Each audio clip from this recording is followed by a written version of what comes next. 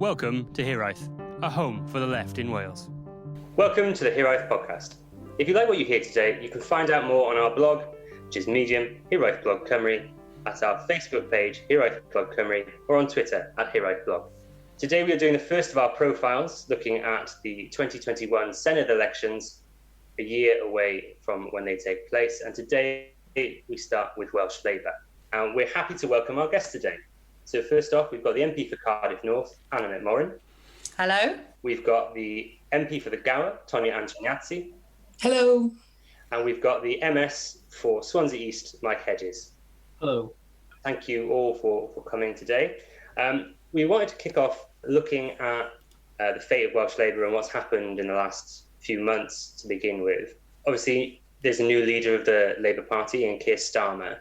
Anna, do you think there's been a major change in political direction from Jeremy Corbyn, or do you think it's just a better communication strategy so far? I think there's been a huge change so far. I mean, look, Keir has come in the middle of a pandemic. You know, the selection where he found out he won was done with them all sitting at home. He had to do a video saying how pleased he was he won.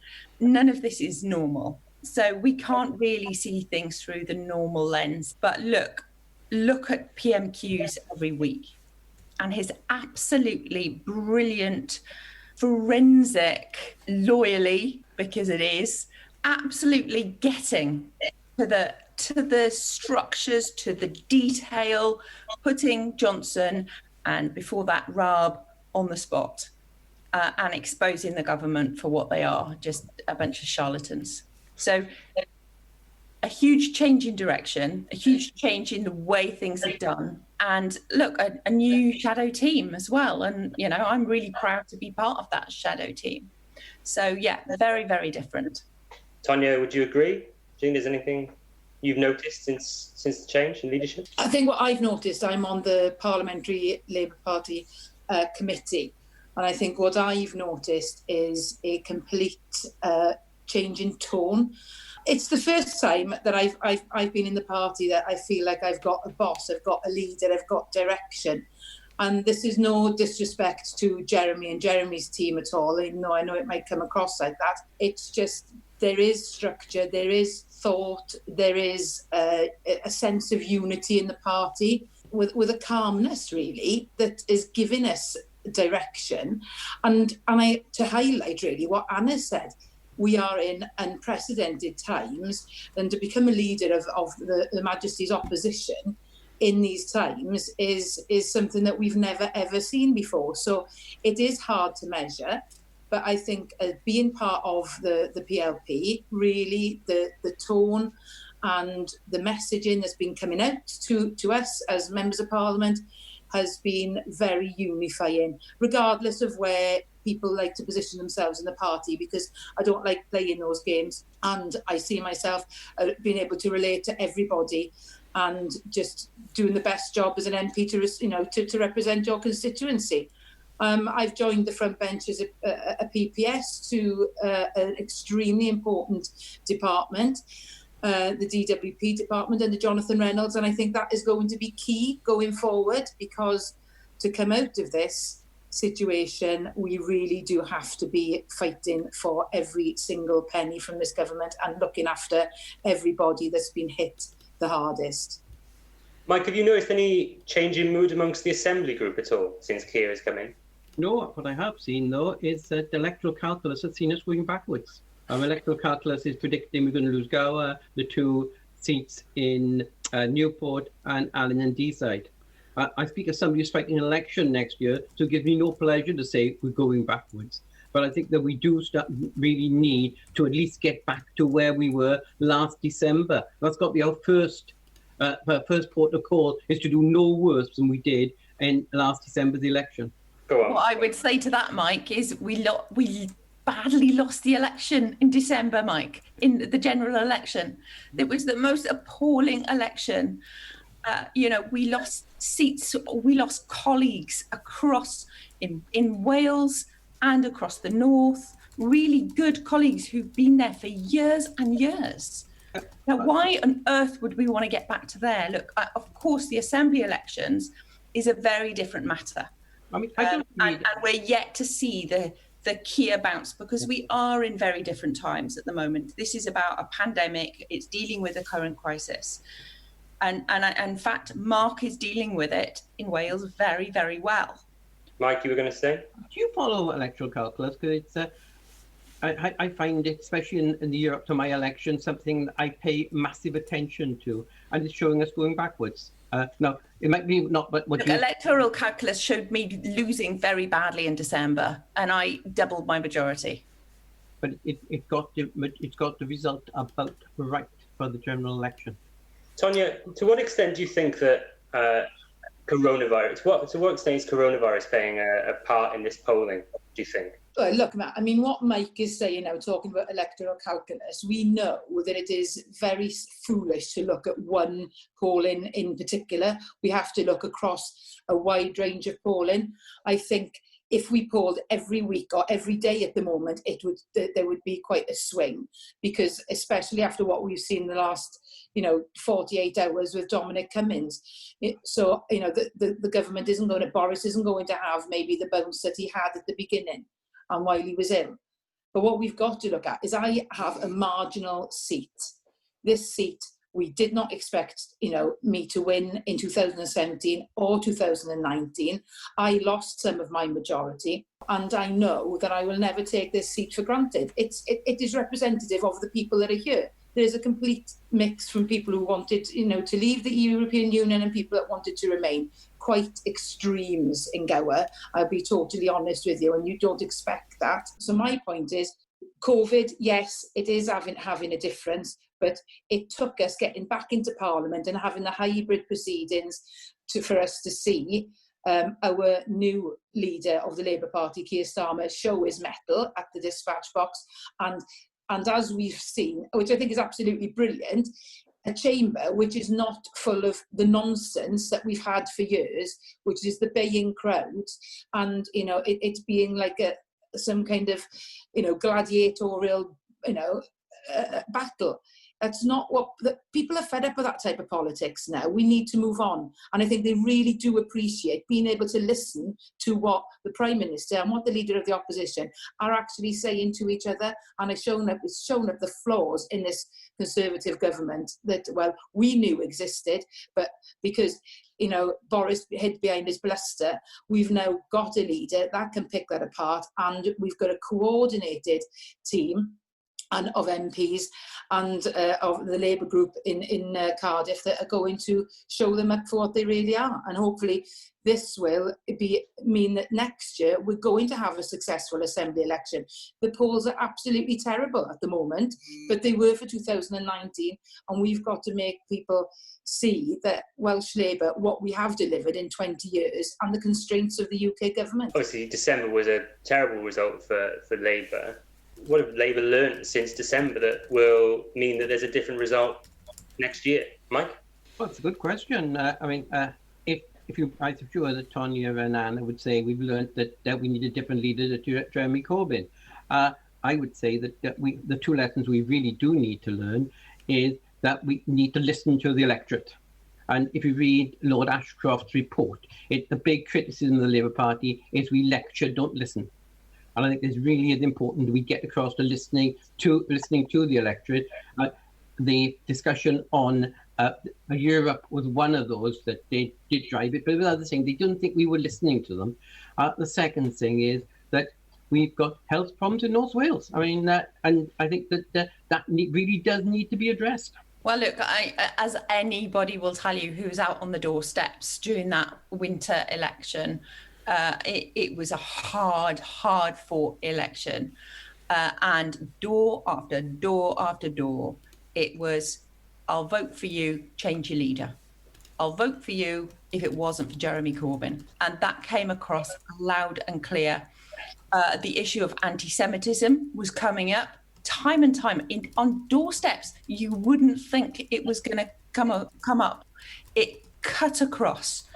And what I'm really pleased to see Keir did on day one, take that action and be very, very clear about how welcome our Jewish members and the Jewish people, my children are half Jewish. I know the torment that they've gone through in school with some bullying when they were younger. But this is obviously it's about more than one man, one leader.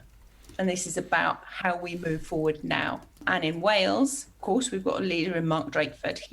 He's very clearly set out how he's dealing with this pandemic. It is very, very hard, as we've seen, to cut across through the UK media in a lot of this. And that is part of the problem. I think that those clear messages as we move forward about what we're doing in Wales that's different, how we have benefited from a Labour government over the last 21 years, how education has devolved. Now we've got a whole host of lobby journalists in Westminster who actually know that education has devolved to Wales, and they didn't know that before.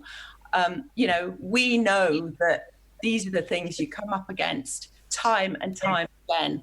It's like hitting your head on a brick wall, explaining devolution time and time again. But it's got to get through to people how important that is.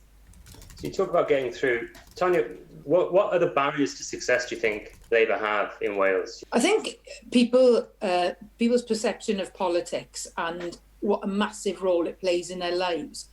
A lot of the confusion that I get as a member of Parliament, and I'm sure Anna gets exactly the same, is people will be coming to you with issues that they don't realise are devolved to the Welsh Assembly.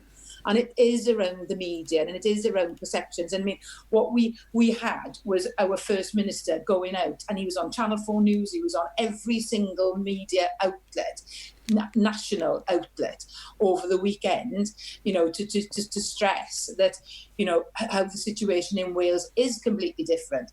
And it seems that, Nicola Sturgeon's getting more playtime than airtime, than our First Minister is. And that's completely wrong. So it's celebrating the excellent work that Welsh Labour has done over the last 21 years. And also, I saw this in education. This is a classic example of how Wales completely is leading the way. I've taught, I came back to Wales in 2005. I've taught, I've been on secondment to the regional consortia. I have worked extensively on the Welsh Government hub platform, which gives every single child that's in education up to the age of 18 online access to resources, lessons, and to Microsoft and all of these tools for free.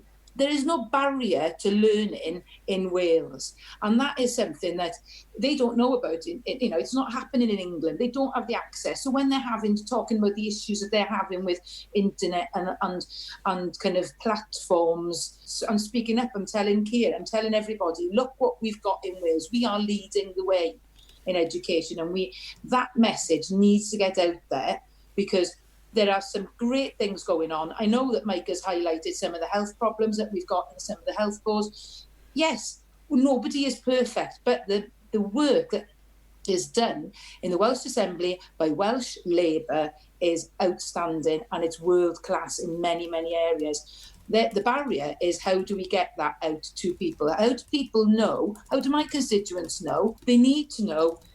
They've had a rebrand of the Welsh Parliament now. Let's hope that works. And we've just got to keep on getting that message out there and have a more consistent approach with our leadership team.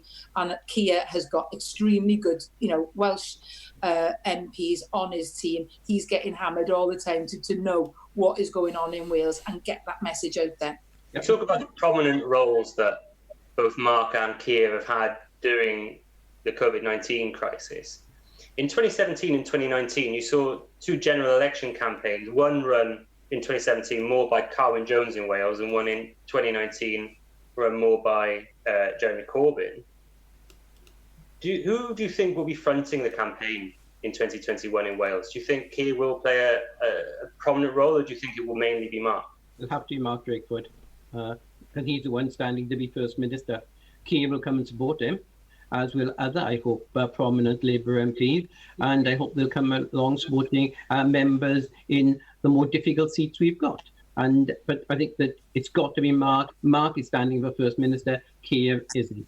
And can I just add one thing to what Tonia said? What we haven't got in Wales is a lot of private companies trying to run schools for the benefit of the companies, not for the benefit of the children. Do you think the Conservatives will be so keen to use Paul Davies, or do you think they'll send in Boris or whoever's leading the Conservative Party? I don't know if they want to send. Do they really want to send Boris in now? Will Boris be there?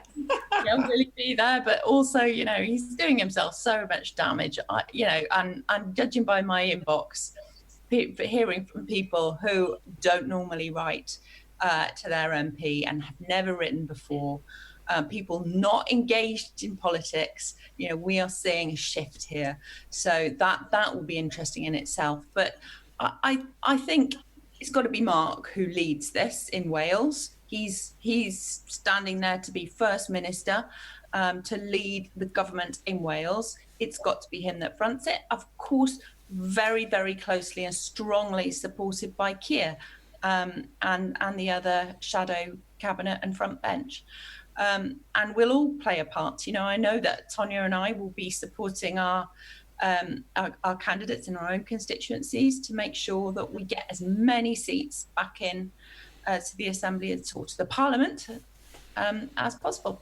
Yeah, I totally agree. You know, it's got to be Mark Drakeford. I mean, there's no way that anybody else. This is Mark Drakeford. Mark Drakeford's government. He wants to be re-elected. He's been doing a brilliant job since he's been in post. And I just think, you know, this is what we need to move forward. Keir will be there to be supportive. He is the leader of UK Labour, and Mark is the leader of Welsh Labour. So let's go for it. I just, as far as I'm concerned, it's not even debatable. It's not even on the cards that it would be anybody else but Mark. This is something I'm a bit interested in, coming from different perspectives, both from either end of the M4. Not that we've seen the M4 in God knows how long, but do we think that there's a clearer relationship between Mark and Keir than there was between Mark and Jeremy, or do you think they're capable of working together in a different way? Obviously, Mark was called Cardiff's Corbyn for quite a while, but is he more similar to Keir? I worked with Mark for a long, long time. I first worked with him when I was a special advisor in the Welsh Government, when he was head SPAD in 2008. He has got a hard head on him. He is governed by policy and decision making of what's for the best for people of Wales. He's not a Corbyn. You know, and this whole thing of putting people in boxes, and we've passed that. It's now looking at who do we want to be representing us in Wales, making sure that it's standing up for the people of Wales. And I know that Mark can do that exceptionally well, and he's shown to do that throughout this crisis. Media aside, who've been pretty bad on this, he has been absolutely fantastic through this. So, you know, of course, there have been errors across the board. And because this is an ever-changing crisis, it's very, very difficult to know that the steps you're taking, the decisions you're making are going to be the best ones.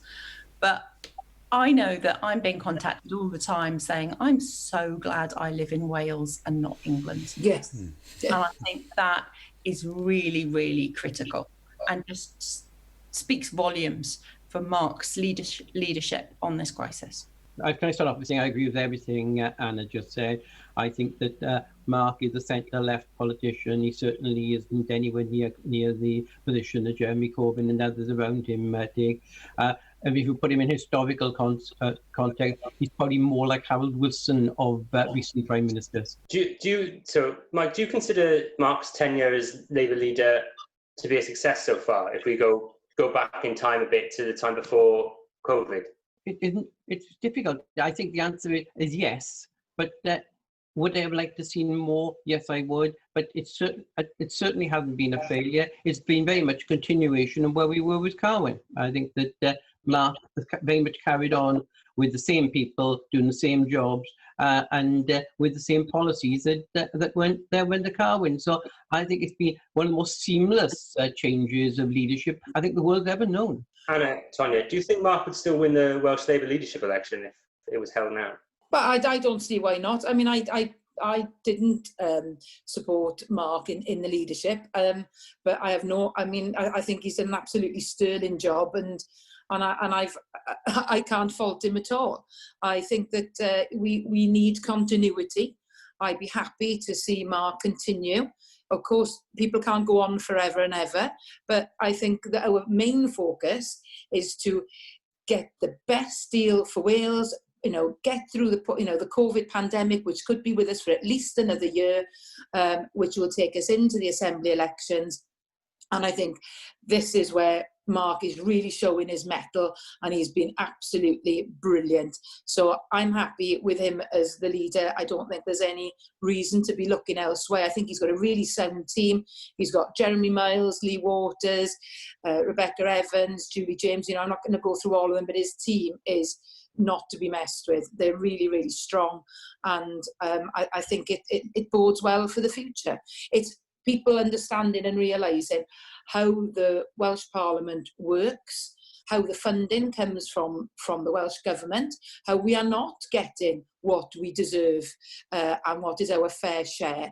And it's not about putting a begging bowl out, it's about getting what you need in order to deliver in government for the people of Wales. So that is a very big message that we need to get out there as politicians. Yeah. Look, as I said, I think Mark's doing a fantastic job, and I think the focus needs to be on winning as many seats as possible next year to continue being a very, very strong government in Wales. To stop pushing through more legislation. I want to see that being pushed through, using the tax raising powers that we've now got in Wales to greater effect. I want to see that happening more. And, just being a very strong presence throughout the whole of Wales. And I think that can be done. Mark said when he came into this, that he didn't want to be leader forever, that he would do a few years, possibly I think I'm right in saying, into the next term, and then stand down. So we may well, middle of next parliamentary term, be into a new leadership election, and then things will have all changed then. Mike, you mentioned in your answer you wanted to see more. Do you think there is a dissent amongst the left of the party, both with Mark and Keir potentially, that could play a part in next year's election, or do you think that's neither here nor there? No, I think we're all going to rally around whoever the leaders are and support them and try and get the best possible result we can have. And if that's what Mark, whether he would win an election or not, that's purely academic, because there's no methodology which exists for Mark to be challenged. So as there is in Westminster, where the leader can be challenged, no way whatsoever. So even if every Assembly member wanted to challenge him, it can't happen. So Mark is going to be there for the election, no matter what, as long as he stays out of as long as his health stays, and therefore he's fit enough to do it. But it's his choice, and it'll be his choice only between now and the election. The election may well change things, either for the better or for the worse. What do you think has had this effect on Welsh Labour in their polling in Wales, where we've once been so strong? Well, because we've been in power for 21 years, and it's very difficult in any situation to think of any similar situation. We've been a successful government. Yes, we've had a coalition government during that time. We've had ups and downs, but in Wales, devolution, you've got to remember, it's very, very young. 21 years is still very young for a new parliament, for a country to be making its own legislation, its own laws. We are coming into our own now. And Welsh Labour has shown it can rise to the challenge each time, which is why people have depended on us and voted for us in those elections. And there have been some quite difficult elections during those times. I was a special advisor during the coalition time, and actually that did work very well in government then. So that can be done, but look, it's not going to be an easy task next year. To stand on your record of 21 years and argue why we don't want change here. But I think the people of Wales are actually a lot more savvy. They can see that they've got a good leader, they've got a good, the Welsh Labour is strong. It's delivered on every area that we have devolved responsibility. And not only that, but it has pushed the boundaries of devolution from where we started, where we succeeded in getting that devolution settlement in 97. We've expanded, we've now got tax raising powers. We want to expand that even further. And I think by strengthening who we are as a parliament, as a government, that can only take us on to bigger and better things with Welsh Labour. I think the interesting thing of recent elections is Cardiff North was always a landslide seat for Labour. If we had a landslide, we'd win it. Every other time we didn't. We now hold, with Anna having a reasonably good majority, Cardiff Central likewise, where we've got seats in North Wales, which have traditionally been Labour, like Wrexham, which we managed to lose. So I think we really do need to listen. I think if there's one thing I think that Welsh Labour need to do is go out and listen to the electorate. We might not like everything they tell us, but we need to go and listen to them and find out what they're saying. And more listening and less preaching will do us an awful lot of good. Well, it was a point that Mike has brought up now, which I think is really important. I think Anna and myself, since 2017, are a bit of a new breed of politician in a way, that we do a lot in the constituency and are very, very hands-on, and we do listen very, very much.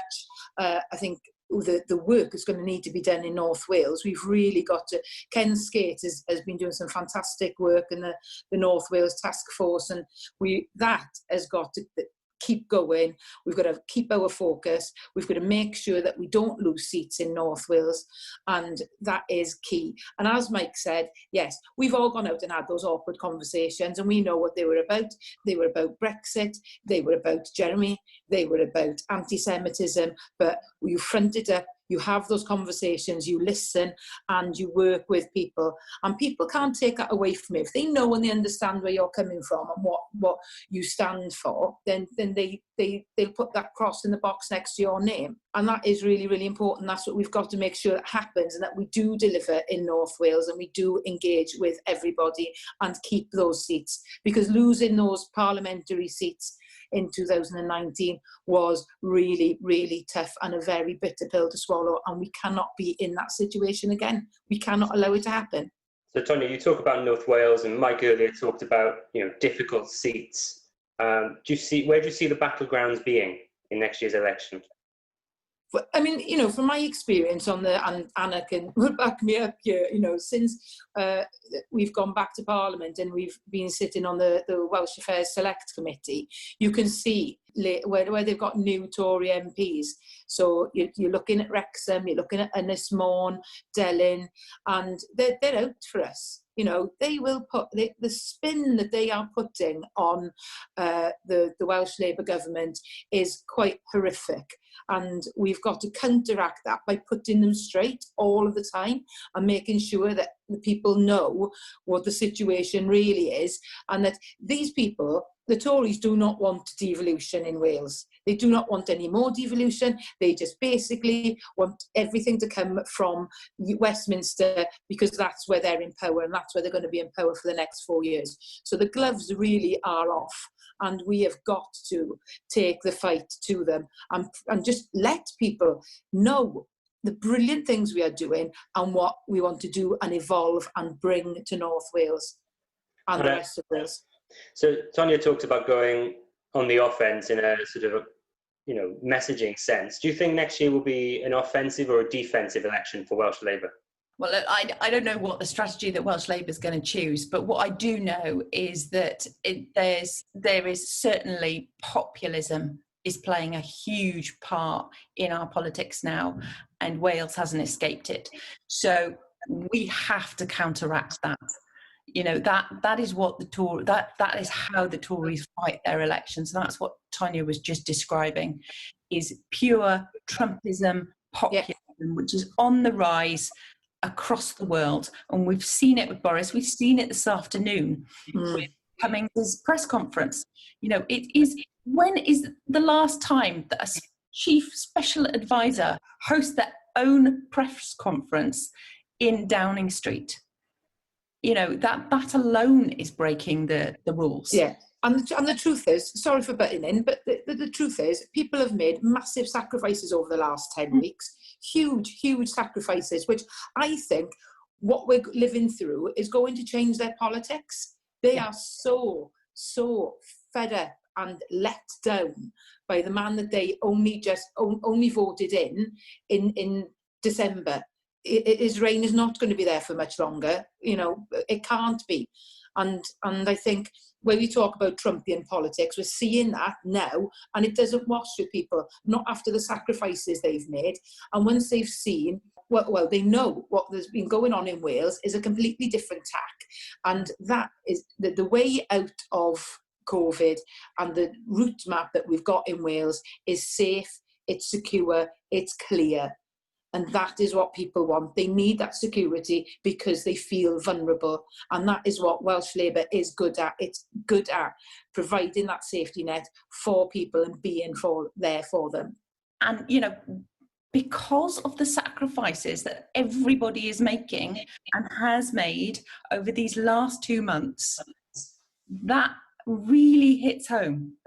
So for Boris, a special advisor, to trot out in front of journalists in the back of Downing Street to talk about how he's a special case just doesn't wash. So I'm going to ask one quick question to sort of wrap us up. What do you think would be a successful night for Welsh Labour come May next year? Do you think a success will only be measured if there's a majority or 30 seats, or do you think being a strong partner in a coalition will be a success? Success is 31 seats, and I haven't seen a list, but I would imagine the seats we don't hold in the Assembly now, Rhondda and Aberconwy, are going to be very close to the 2 seats we're looking to win, and to hold all the seats we're holding now. I think if that's what success is. What would be a disaster if we wouldn't be the largest party?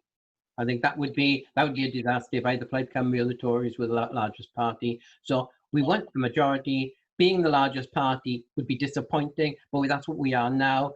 And the more seats we have, the better. Not being the largest party would be a disaster. Yeah, I totally agree with Mike. We've got to go for the win. We've got to be on the not on the defence, on the offensive. We've got to be going and trying to keep and win seats and be ambitious. And I think that's where we will make a difference. I absolutely agree. We need to win a majority. 31 seats would be that, and that is a win. If any less than that, and we will need to work together to build some sort of coalition, as we have a kind of coalition now, working with Kirsty and Davidel in the cabinet.